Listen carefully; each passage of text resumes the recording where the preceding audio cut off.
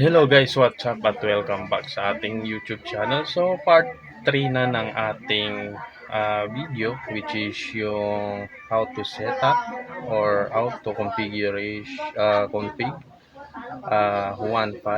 from scratch. So dito guys is may diagram akong ipapakita, pero hindi naman kagandahan, pero at least makakatulong ito sa inyo guys kung paano natin i-set up yung ating or i-wiring yung ating DIY na 1.5. So sa mga naka-custom board, di na niyo kailangan itong panoorin guys, kasi sa custom board guys is ready to plug na lang yung gagawin niyo sa mga wires niyo. So ito guys is DIY. Ang gagamitin ko guys is yung previous videos natin, which is yung part 2. Na-config na natin yun, na-bind na natin, then ang kulang na lang doon is wiring guys. So ito guys is papakita na natin yung ating wiring diagram. So dito guys, ito yung ating node MCU, then ating relay. So itong relay na to guys is supported siya sa 12 volts. Kung hindi ganito yung relay na mabibili nyo guys, nasa 5 volts yun siya guys. At meron tayong LED na 3 wires, then meron tayong coin slot, then yung ating hex, at saka yung ating 12 volts para mapaandar yung ating node MCU. So dito guys, naka power on na yung ating Microtech half light. Then wala akong AP na ginamit guys, which is yung built-in wifi lang niya, Microtech guys. So wireless guys yung ating setup na ganito na may relay. So sa previous video ko guys, yung part 2, may mga diagram akong pinakita. I-screenshot nyo na lang yun, yung mga diagram na yun, para masundan nyo guys yung kung paano sinisetup. So dito guys sa relay, meron tayong D+, D-, at saka yung trigger or yung in. Then dito sa kabila guys, sa relay, meron din NC, which is normally closed, COM, which is yung common, then yung sa NO is normally open siya guys. So ganyan yung wiring dito. Sa normally close, wala tayong ilalagay na wire. Ang gagamitin lang natin is COM, NO, D+, D-, at saka yung in. So dito sa relay natin, sa Node MCU baseboard natin guys. So baseboard dito ng Node MCU, ito. So meron tayong 12 volts. So ito yung mga 12 volts. So kung makikita niyo guys, kung may baseboard kayo guys, dito banda yung mga pin ng 12 volts guys dito. Then dito sa kabila guys, ito yung 5 volts guys dito. Then dito sa kabila guys, yan yung 3 volts. Yan dito, 3 volts yan. So makikita niyo yan kung may baseboard kayo guys. So ang positive ko dito guys is itong kulay brown, dalawa. Then yung negative guys is itong black. So umpisahan natin dito sa D+ at saka D- at saka sa in. So yung positive dito guys, sa ating baseboard na Node MCU, papunta yan dito sa D+ guys. Then yung negative na naman guys is papunta siya sa D-. So positive at negative, then positive at negative siya guys. Yan. So anong purpose nito guys? Para ma-power on lang natin yung relay. Ma-power on natin yung relay, gumamit ako ng 12 volts.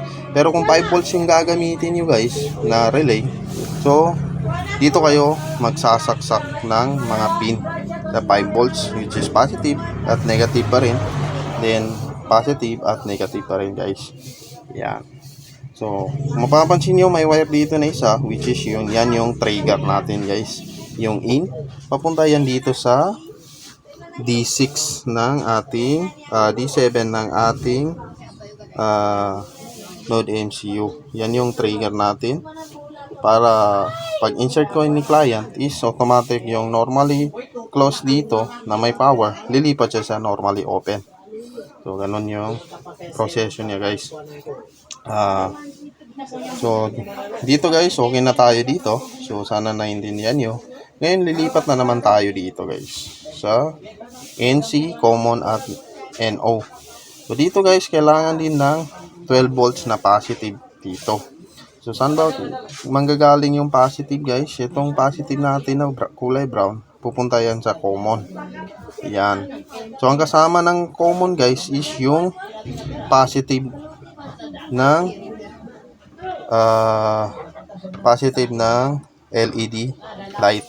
So para lagi siyang umilaw siya or steady yung ilaw niya guys. Kasi itong common, pag pinasukan natin ng positive yan, ang trigger niyan guys is dito muna yung kuryente or yung 12 volts. Pero pag na-trigger na siya guys, lilipat siya dito sa may normally open. So ang gagawin niya guys, palipat-lipat lang siya. Yan yung purpose nitong normally close, common at NO or normally open. So naka-plug siya sa positive ng LED. Then yung kulay blue na naman at saka kulay red ng ating or yung positive ng ating coin slot is pinagsama natin guys at nilagay natin dito sa normally open. Yan, kasama siya dito sa normally open at ang last ay yung ating negative. So yung negative natin guys galing sa dito sa 12 volts is ang inilagay natin guys is yung negative ng coin slot at negative ng ating LED. So ganun lang yung wiring dito guys. Napakadali, di ba? So sana nasundan nyo guys. So ang last guys is itong kulay white na wire dito sa coin slot natin. So dito sa kulay white na coin slot natin guys, papunta yan ng D6 kasi wireless tayo guys, D6. So yan yung coin pin na sinasabi.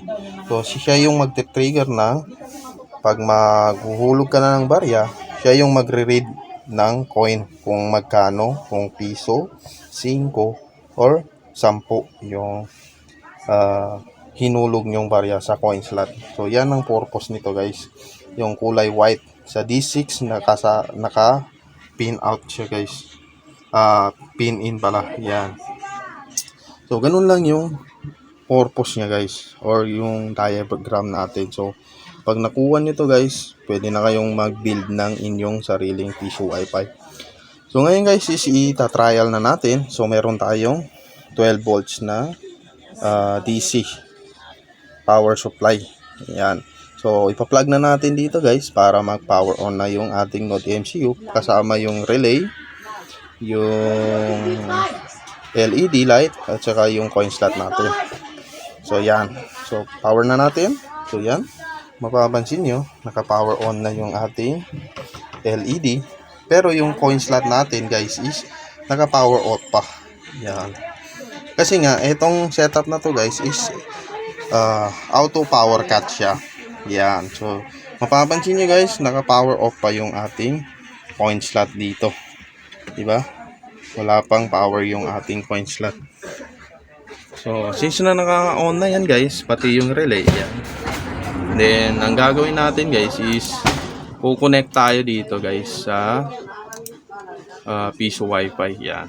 Yan yung ginawa natin SSID. Connect tayo dito. Yan. So, pag connect na natin dito, try natin mag-insert coin guys. So, type natin dito 10.0.0.1. So, ito na yung ating LPB portal. So, pag in-insert coin natin itong or insert money tayo, automatic magpa-power on yung ating coin slot guys. Then, magbi-blink yung ating lead frame na 3 wires kasi yung kuryente dito sa normally close guys, malilipat dito sa normally open. So ang kuryente ngayon ng positive dito, 'di ba? Ang common, ang kuryente ng positive diyan na 12 volts is dito pa siya. Kaya hindi tayo naglagay ng wire dito or mga lead. So dapat pag insert coin natin, yan mati-trigger yung in. Then yung kuryente dito sa normally close, lilipat sa normally open. So ganun yung proseso niya, guys. So insert coin tayo, guys. Yan. Yan, di ba? Nag-trigger. So yung red dito, kulay red na trigger dito is umilaw. Then yung ating lead frame is nagbi-blink at yung ating coin slot is nag-power on na. So yan yung auto power cut. So pag kinancel ko ito, guys, mamamatay na naman sila, guys. Yan. So di ba? Namatay yung ating coin slot. Then bumalik sa steady light yung ating lead frame. Yan. Ngayon is try natin hulugan ng barya. May piso ako dito. Mag-insert coin tayo. Yan. Insert coin. Then hulugan natin ng barya, guys. Try natin kung magre-read or i-read ni coin slot yung ating barya. So yun, piso. So yun, 10 minutes, guys, 1 peso. Then pag i-done natin to, automatic magpa-power cut na naman siya or i-turn off niya yung blinking at yung ating coin slot. So click ko na yung done, guys. Then yun, di ba? Nag-power off na naman siya. So ganun lang yung wiring diagram ng may relay. So kung wala na namang relay, guys, i-power on nyo lang itong coin slot galing dito sa ating 12 volts. Then yung coin is dyan. Then sa set pin, guys, is dito tayo maglalagay kung walang relay. Yan. So yung diagram, guys, sa part 2, screenshot nyo lang, yun ang sundan nyo, guys.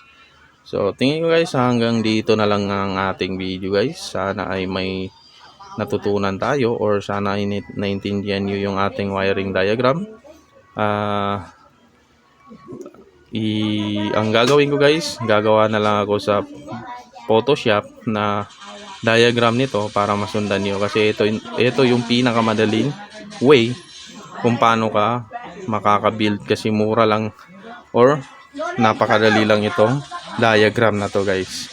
So tingin ko, guys, hanggang dito na lang ating video. Maraming salamat sa mga patuloy na sumusuporta sa akin. At yun nga, peace.